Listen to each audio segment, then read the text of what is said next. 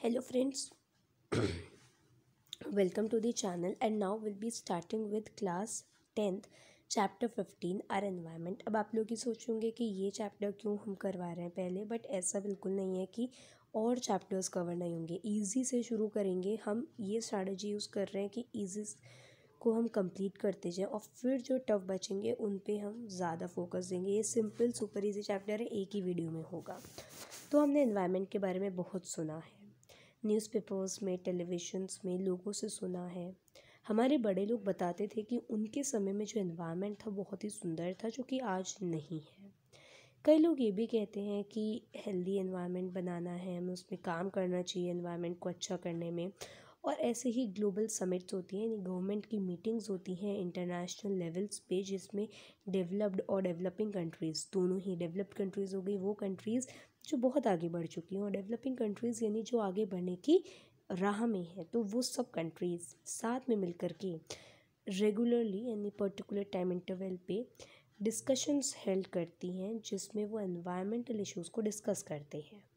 इस चैप्टर में हम देखेंगे किस तरह से जो कंपोनेंट हैं एनवायरनमेंट के, कौन कौन से हैं, वो इंटरेक्ट कैसे करते हैं एक दूसरे से, और किस तरह से वो इम्पैक्ट करते हैं हमारे एनवायरनमेंट को। वो कंपोनेंट किस तरह से हमारे एनवायरनमेंट को इम्पैक्ट करते हैं। थोड़ा सा जो अभी बोल बोल के पढ़ के मैंने इससे पहले जो पढ़ाई करी थी, हल्का सा गला जो है ना बैठ गया है, तो इस वजह से मैं हल्के बोल रही हूँ। तो आप क्या करना, वॉल्यूम को फुल करके हेडफोन्स लगा के आराम से सुनना, आवाज़ आ जाएगी। बहुत लाउडली बोलूँगी तो हाँ थोड़ा सा अभी गले में पेन होगा, इस वजह से मैं बहुत तेज़ नहीं बोल रही हूँ, ठीक है। अब इकोसिस्टम क्या है और इसके कंपोनेंट्स क्या हैं। जो ऑर्गेनिजम्स हैं, प्लांट्स हो गए, एनिमल्स हो गए, माइक्रो ऑर्गेनिजम्स यानी बहुत छोटे ऑर्गेनिजम्स, और ह्यूमन बींग्स, ठीक है, एज वेल एज हमारे जो फिज़िकल सराउंडिंग्स हैं, ये एक दूसरे के साथ इंटरेक्ट करते हैं।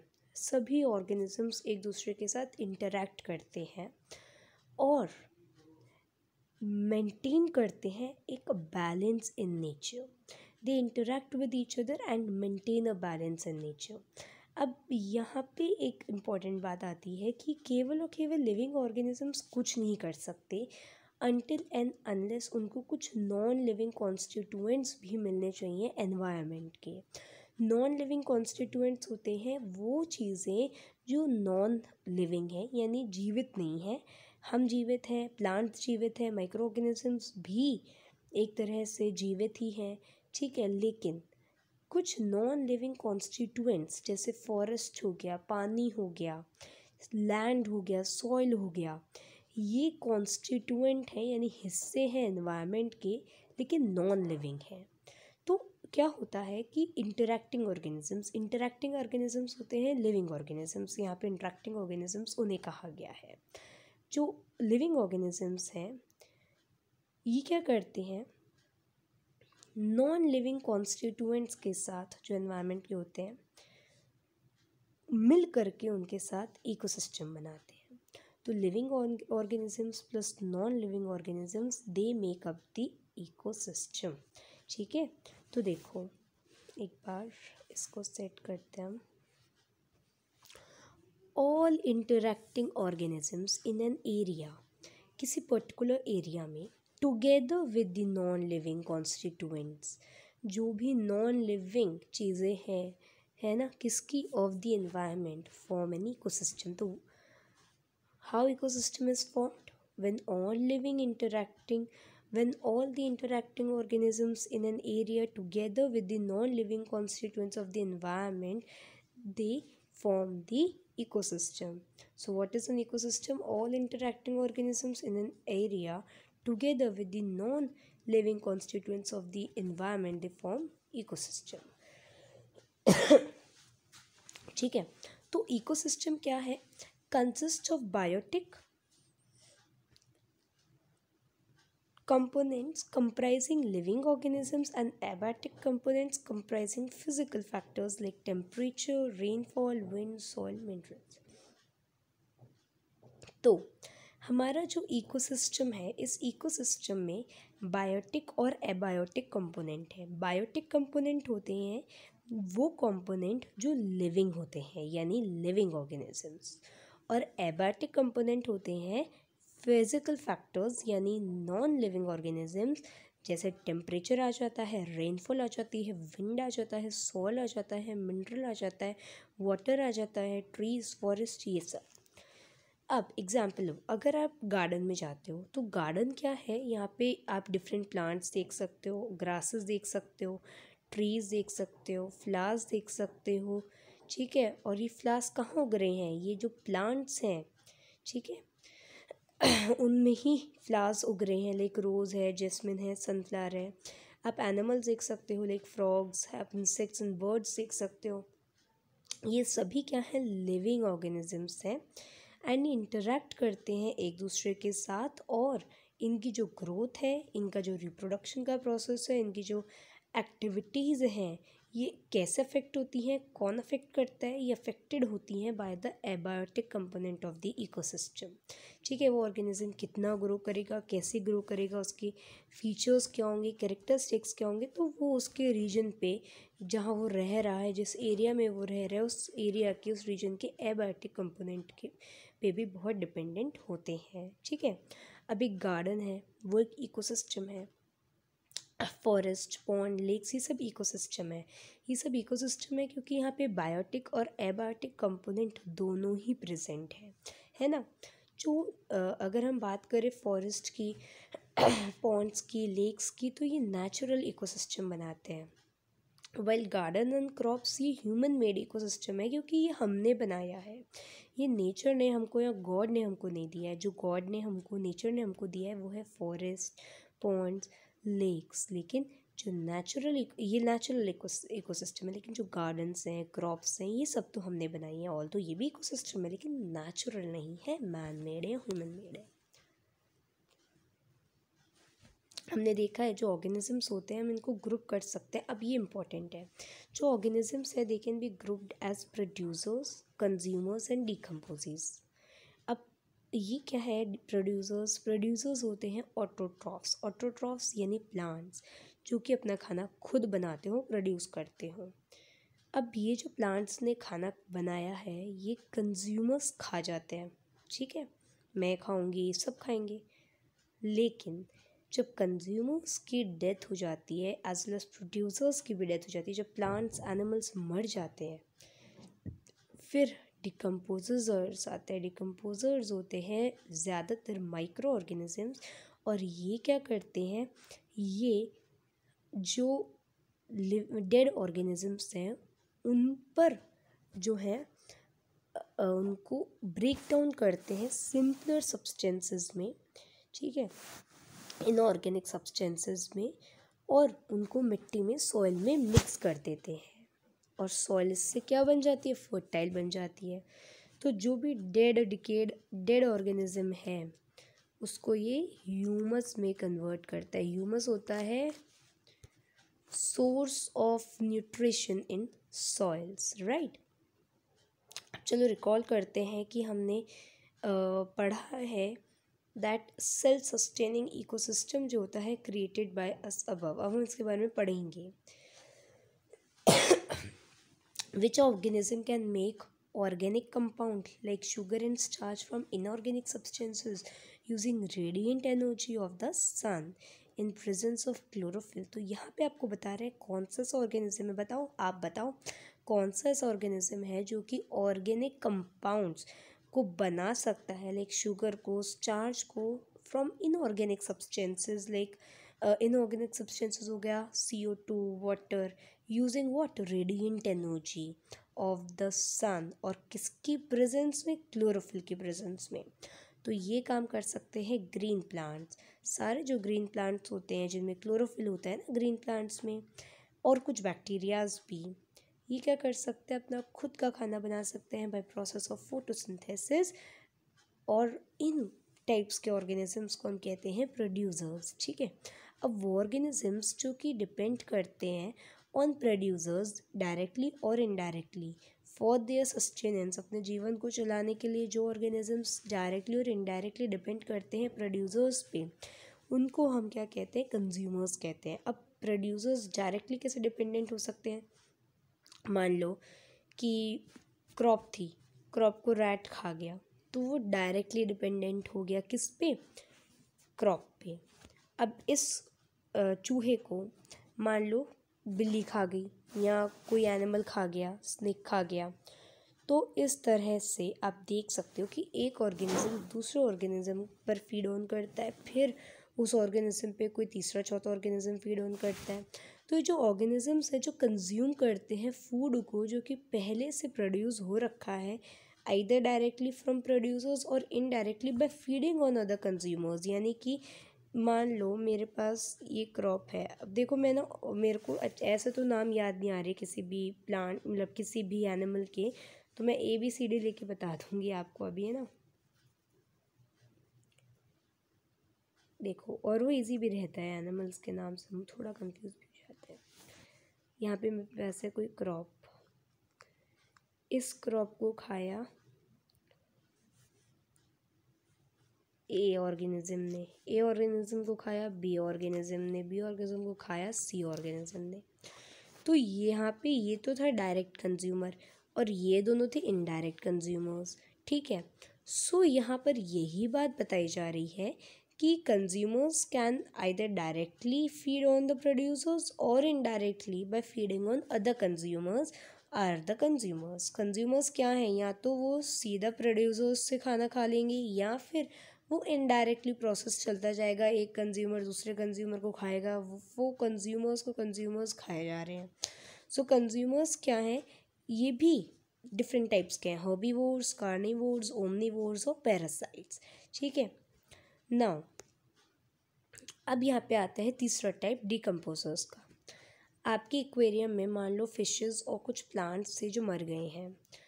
अब आप सोचो क्या होगा उनका, वो मर गए उसके बाद होगा क्या। कुछ माइक्रो ऑर्गेनिजम्स जो आपको दिखेंगे नहीं ऑल दो, उनमें से बैक्टीरियाज और फंगई मेजॉरिटी में होते हैं माइक्रो ऑर्गेनिजम्स में, जो सबसे ज़्यादा डिकम्पोजिशन का काम करते हैं। ये ब्रेक डाउन करेंगे इस डेड रिमेन को, यानी जो भी ये मर गए हैं प्लांट एनिमल्स, इनको खाएंगे and waste product of the organism, they will break down the dead remains and the waste product of the organism, यानी कि इनको सिंपल सब्सटेंसेस में तोड़ेंगे। अभी जो माइक्रो ऑर्गेनिजम्स हैं ये क्या है, डिकम्पोजर्स हैं, क्योंकि ये ब्रेक डाउन कर रहे हैं कॉम्प्लेक्स ऑर्गेनिक सब्सटेंस को इनटू सिंपल इनऑर्गेनिक सब्सटेंस में, ठीक है। और यही फिर जो है सॉइल में मिक्सअप हो जाता है and are used up once again by the plants.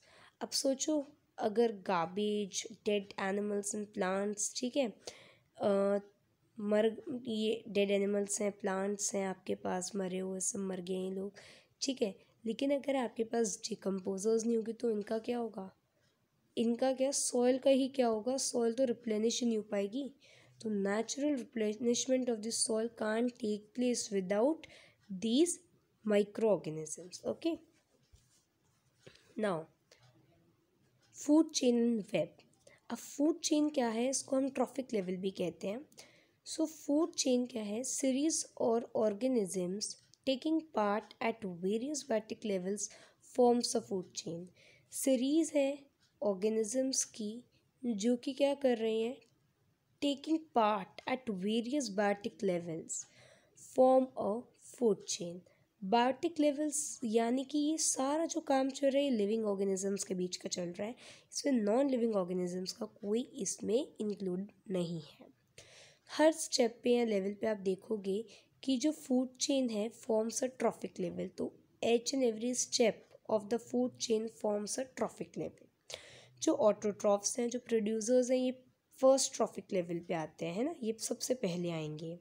उसके बाद आएंगे आपके पास प्राइमरी कंज्यूमर्स, यानी जो सेकंड नंबर पे आ रहे हैं। फिर थर्ड नंबर पे आएंगे आपके पास लार्ज कंज्यूमर्स और फोर्थ नंबर पे आएंगे आपके पास टर्शरी कंज्यूमर्स। तो ये ध्यान रखना कि सबसे पहले ऑटोट्रॉफ्स थे, ठीक है, फर्स्ट ट्रॉफिक लेवल पे, फर्स्ट लेवल पे आए। इन्होंने क्या किया, सोलर एनर्जी को लिया और इसको सोलर एनर्जी को उन्होंने अवेलेबल करवाया फॉर हेट्रोट्रॉफ्स और द कंज्यूमर्स, आप कह सकते हो। अब जो हर्बीवोर्स थे या जो प्राइमरी कंज्यूमर्स थे, जो कि उन्होंने प्लांट खाया है तो ये हर्बीवोर्स ही हैं, ठीक है। तो ये प्राइमरी कंज्यूमर्स थे या हर्बीवोर्स भी आप इनको कह सकते हो। हर्बीवोर्स को हम प्राइमरी कंज्यूमर्स कहेंगे क्योंकि इन्होंने सबसे पहले खाया है, ठीक है।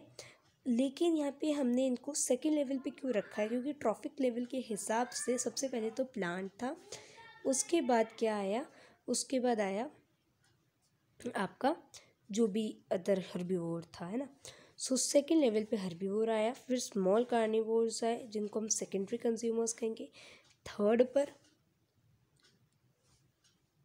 ठीक है। फिर स्मॉल कार्निवोर्स आए और सेकेंडरी कंज्यूमर्स आए थर्ड लेवल पे।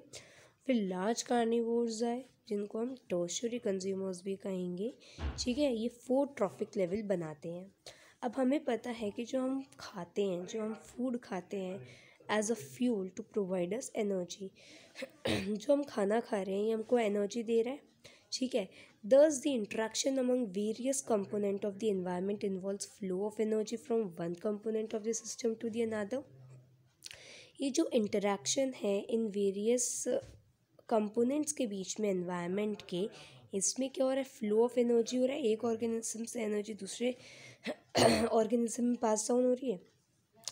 हमने ये पढ़ा है जो ऑटोट्रॉफ्स होते हैं क्या करते हैं, एनर्जी को लेते हैं जो कि सनलाइट में होती है और उसको केमिकल एनर्जी में कन्वर्ट करता है। ये जो केमिकल एनर्जी होती है, ये सारी जो एक्टिविटीज़ है ना इस लिविंग वर्ल्ड की, उसका बेस बनती है, क्योंकि और सब ऑर्गेनिजम्स प्लांट्स की इन्हीं केमिकल एनर्जीज़ की हेल्प से जीवित रह पाते हैं, और ये केमिकल एनर्जी होती है फूड एनर्जी। तो फ्रॉम एट्रोट्रॉफ्स, ऑटोट्रॉफ्स से ये जो एनर्जी है ये हेट्रोट्रॉफ्स में जाती है एंड देन ये डिकम्पोजर्स में जाती है। तो ऑटोट्रॉफ्स से जो एनर्जी है goes to heterotrophs and decomposers. Autotrophs से गई ये हेट्रोट्रॉफ्स में, हेट्रोट्रॉफ्स से गई जब हेट्रोट्रॉफ्स मरे डिकम्पोजर्स में, ठीक है। However, as we have seen in previous chapter on source of energy, जब एक फॉर्म ऑफ एनर्जी बदलती है टू दी अनदर, कुछ जो एनर्जी है वो लॉस्ट भी होती है एनवायरनमेंट में। जब देखो ना, जब ए से बी में कुछ चीज़ जा रही है तो थोड़ी सी एनर्जी तो रिलीज़ भी हो जाएगी ना। अब जो एनर्जी रिलीज़ हो गई वो एनवायरनमेंट को मिल गई और वो अब किसी को नहीं मिलनी है, ठीक है, ना मुझको ना तुमको। जो flow of energy between various component of the environment has been extensively studied and it has been found that जो ग्रीन प्लांट होते हैं टेरेस्ट्रियल इकोसिस्टम में, यानी जो यहाँ पे आपको बताया भी था कि एक सेकेंड, माउंटेनियस रीजन में या जो लैंड रीजन होता है उस पर भी 1% जो एनर्जी होती है सनलाइट, जो एनर्जी ऑफ सनलाइट यानी जो हीट एनर्जी होती है जो लीव्स पे पड़ती है वो उनको मिलती है। 1% एनर्जी जो ट्रीज़ हैं या जो प्लांट्स हैं वो लेते हैं, और ये 1% एनर्जी फूड एनर्जी में कन्वर्ट हो जाती है।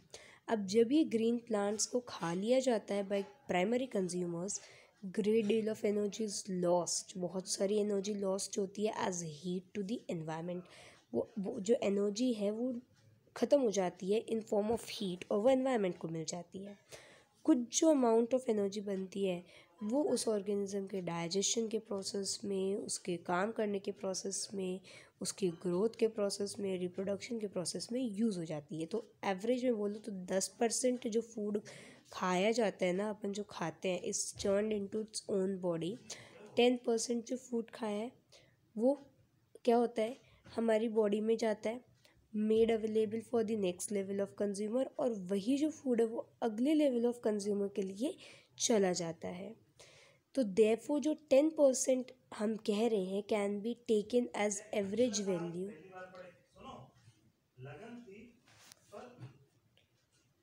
For the amount of organic matter that is present at each step and reaches the next level of consumer. तो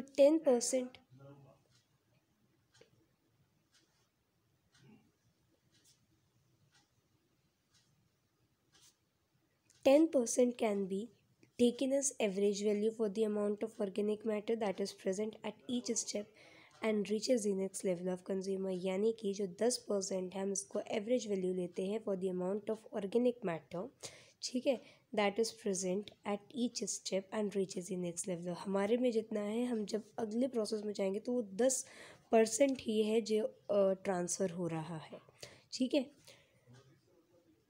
since so little energy is available for next level of consumer, बहुत कम energy जो है 10% energy he from one two another pass down हो रही है। जो food chain है ये केवल 3 या 4 स्टेप्स ही चल पाती है, उसके आगे नहीं। तो जो loss of energy at each step is so great, बहुत ज़्यादा लॉस ऑफ एनर्जी होता है कि बहुत ही जो थोड़ा है एनर्जी है वो यूज़ कर सकते हैं जो 4th लेवल वाले ऑर्गेनिजम्स हैं। So there are generally a greater number of individuals at lower trophic level of an ecosystem. The greatest number is of the producer. जो generally क्या होता है, जो greater number of individuals है at the lower trophic level of an ecosystem, the greatest number is of the producer. सबसे ज़्यादा जो मतलब लोअर ट्रॉफिक लेवल पे आते हैं इकोसिस्टम में वो होते हैं प्लांट्स, ठीक है। अब जो लेंथ एंड कॉम्प्लेक्सिटी है फूड चेन की वेरी ग्रेटली, जो लेंथ एंड कॉम्प्लेक्सिटी है फूड चेन की वेरी ग्रेटली, ठीक है। अब हर जो ऑर्गेनिज्म है is generally eaten by 2 or more organisms, two or more kinds of the organisms which in turn are eaten by several other organisms. अब एक एक को एक एक खाएगा तो बड़ा मुश्किल हो जाएगा, तो हमने एक वेब क्रिएट किया। वेब में क्या होता है, एक ऑर्गेनिज्म को केवल एक ही ऑर्गेनिज्म नहीं खाएगा, उसको 2-3 ऑर्गेनिज्म खा सकते हैं, ठीक है। ज़्यादा चॉइस हमने बढ़ा दी। So instead of a straight line food chain, जो रिलेशनशिप है उसको हम एक इस तरह से शो करेंगे जिसको हम फूड वेब कहेंगे, ठीक है। अब इसमें देखें अगर हम तो फर्स्ट लेवल तो प्लांट्स का ही आना है क्योंकि वो प्रोड्यूसर्स हैं।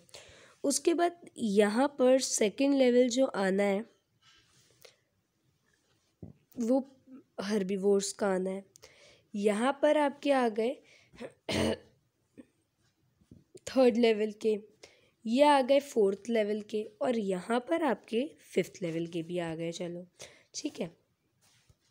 So from energy flow diagram 2 things become clear. पहली चीज़ क्या थी, जो फ्लो ऑफ एनर्जी है वो अनइनडायरेक्शनल है, किसी पर्टिकुलर डायरेक्शन में नहीं है। जो एनर्जी है जो कि कैप्चर की गई है ऑटोट्रॉफ्स के द्वारा, वो रिवर्ट नहीं हो सकती है back to the solar input, फिर वो सन के पास नहीं जा सकती है। और एनर्जी अगर वो हर्बीवोर्स में चली जाती है फ्रॉम द ऑटोट्रॉफ, वो फिर से नहीं आ सकती है ऑटोट्रॉफ्स में क्योंकि वो आगे बढ़ चुकी है, ठीक है।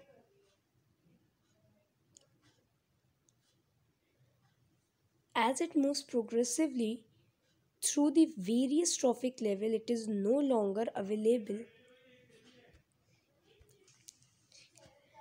The energy that is captured by autotrophs does not revert back to solar input, and the energy which passes to herbivore does not come back to autotroph.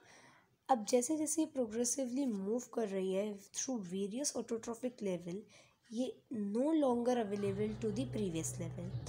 अब जो एनर्जी अवेलेबल हो रही है at each trophic level gets diminished progressively due to the loss of energy at each level. जो energy है available हो रही है हर ट्रॉफिक लेवल में, वो आगे बढ़ते बढ़ते कम होती जा रही है क्योंकि थोड़ा सा जो अमाउंट है वो कहाँ चला जाता है, वो लॉस ऑफ एनर्जी हो जाता है। अब एक इंटरेस्टिंग एस्पेक्ट है फूड चेन का is how unknowingly some harmful chemicals enter our bodies through the food chain. आपने ये क्लास 9 में पढ़ा है कि जो वाटर है gets polluted. One of the reason is the use of several pesticides and other chemicals to protect our crops from diseases and pest. ये जो केमिकल्स है ये वॉश्ड डाउन हो जाते हैं इन द सॉइल, और या फिर ये वाटर बॉडीज़ में चले जाते हैं फ्रॉम द सॉइल। ये जो है ये प्लांट एब्जॉर्ब कर लेते हैं along with the water and minerals, and अब जो एक्सेस पानी बचता है ये जो पानी है एक्वेटिक, ये पानी जो है ये रिवर्स में चला जाता है और वहाँ पे एक्वेटिक प्लांट्स इस पानी को पी जाते हैं और animals. This is one of the way in which they enter the food chain. तो इस तरह से जो केमिकल्स हैं उनका भी इंट्रोडक्शन अपनी फूड चेन में ऐसे होता है। ये जो केमिकल्स हैं ये डिग्रेडेबल नहीं है, क्योंकि डिग्रेडेबल नहीं है, यानी कि इनका अमाउंट कम नहीं किया जा सकता, दैट इज़ एक्यूमुलेट होते जाते हैं एट ईच ट्रॉफिक लेवल। अब जैसे जैसे ह्यूमन बींग्स ऑक्यूपाई करते हैं टॉप लेवल को in any food chain, human beings top level पे ही आते हैं फूड चेन के, क्योंकि उनको कोई नहीं खा सकता है, हम खाने ही नहीं देते अपने को। जो मैक्सिमम कंसंट्रेशन है इन केमिकल्स की, ये एक्यूमुलेट होती जाती है हमारी ही बॉडी में। ये जो फिनोमिना है इसको बायोलॉजिकल मैग्निफिकेशन कहते हैं। इसका मतलब ये है कि फूड चेन के टॉप पे जो ऑर्गेनिज्म आ रहा है उसने अभी तक के सारे केमिकल्स अपने अंदर ले लिए। This is the reason why our food grain such as wheat and rice, vegetable, fruits and even meat, इसमें बहुत ज़्यादा पेस्टिसाइड्स के रेसिड्यूज़ होते हैं जो वॉशिंग से भी या क्लीनिंग से भी नहीं जा सकते हैं। How do our activities affect the environment? अब हमारी क्या क्या एक्टिविटीज़ हैं? अगर हम बात करें तो जो चेंज हो रहा है एनवायरनमेंट में ये हमको अफेक्ट करेगा, और हमारी जो एक्टिविटीज़ हैं ये हमारे जो एनवायरनमेंट है उसको अफेक्ट करेंगी। सो हमने क्लास 9th में देखा है कि हमारी जो एक्टिविटीज़ हैं ये एनवायरनमेंट को पॉल्यूट कर रही हैं।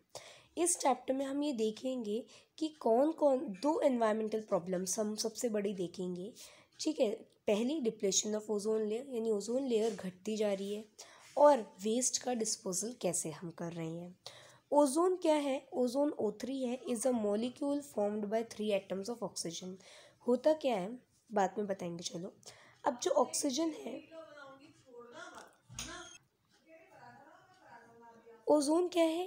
अब वैसे तो जो अब हमें पता है ऑक्सीजन जो है normally refer to as O2 क्या है? ऑक्सीजन है, और ये एरोबिक फॉर्म्स के लिए, यानी वो ऑर्गेनिजम्स जो एयर में से जिनके लंग्स हैं और वो एयर में से जो है ब्रीथ करते हैं, तो उनके लिए ऑक्सीजन बहुत रिक्वायर्ड है, CO2 तो करेंगे नहीं हम ब्रीथ, है ना। ओजोन क्या है? डेडली पॉइजन है वैसे तो। हाउएवर ये ओजोन जो है हमारे पास नहीं है, बहुत दूर है, हायर लेवल पे एटमॉस्फेयर के। ओजोन परफॉर्म करता है एक असेंशियल फंक्शन। क्या फंक्शन है? एक शील्ड, एक प्रोटेक्शन बनाता है ये, है ना। It shields the surface of the earth from ultra violent radiations from the sun. ये जो रेडिएशंस हैं ये हाईली डैमेजिंग है to organisms. For example, it is known to cause skin cancer in human beings. Ozone क्या है? Higher level पे present होती है एटमॉस्फेयर के, और ये प्रोडक्ट है यूवी रेडिएशंस का। अब ये जो यूवी रेडिएशंस होते हैं, यानी अल्ट्रा वायलेंट रेडिएशंस होती हैं, ये क्या करती हैं? हीट होती है, तो स्काई में देखें तो ऑक्सीजन ज़्यादा टाइटली बाउंडेड नहीं है, ठीक है। अल्ट्रा वायलेंट रेडिएशंस की वजह से, अब अल्ट्रा वायलेंट रेज है क्या? ये तो हीट ही है। तो ऑक्सीजन को ये अल्ट्रा वायलेंट रेज तोड़ देती हैं किसमें? 2 OO के एटम्स में। अब ये जो 2 OO के एटम्स हैं, इनमें से क्या होता है कि किसी को ऑक्सीजन मिल जाती है। मान लो उसको ऑक्सीजन मिल गई, तो ये +O हो गया, तो ये बन जाता है O3। ये जो एटम्स हैं, अब ये जो एटम्स हैं ये कंबाइन करते हैं with the molecular oxygen to form ozone as shown. O2 react हुआ, O2 प्लस O2 ने रिएक्शन किया यूवी, O2 पर रिएक्शन हुआ यूवी का, अल्ट्रा वायलेंट रेज का, O बना। ये O में से एक O को ऑक्सीजन मिल गया, तो वो O3 यानी ओजोन बन गया। अब जो अमाउंट है ओजोन का एटमॉस्फेयर में वो बहुत कम होता जा रहा है 1980 से।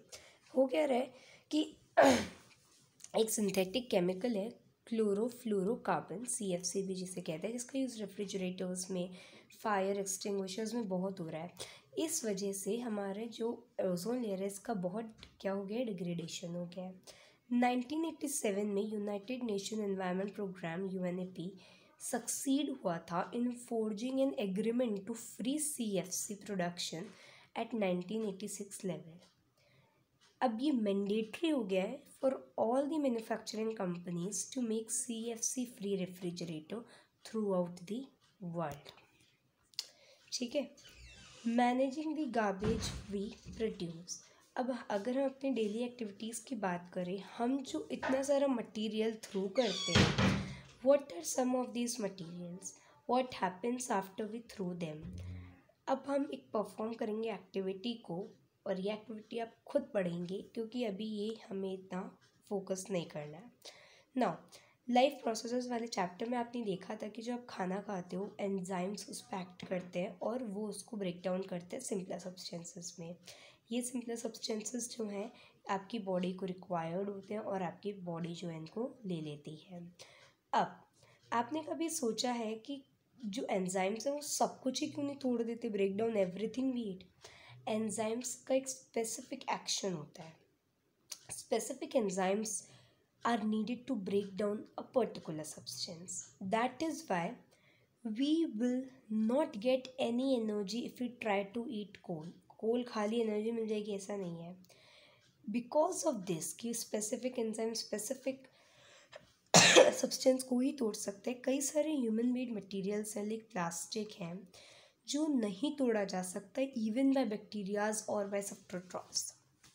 ठीक है, ये जो मटेरियल्स हैं ये एक्ट करते हैं अपॉन द फिजिकल, ये जो मटेरियल्स हैं will be acted upon the physical processes like heat and pressure. अगर हीट दो, प्रेशर दो तो इनका कुछ हो सकता है, इनकी शेप बदल दी जा सकती है, इनका कोई दूसरा यूज़ किया जा सकता है। बट एबिडेंट कंडीशन में, यानी कि जहाँ पे ये रेस्ट पे हैं, जहाँ पे कुछ छेड़ा छाड़ी नहीं हो रही इनके साथ, ये क्या है, एनवायरनमेंट में वैसे के ही वैसे रहेंगे फॉर अ लॉन्ग टाइम।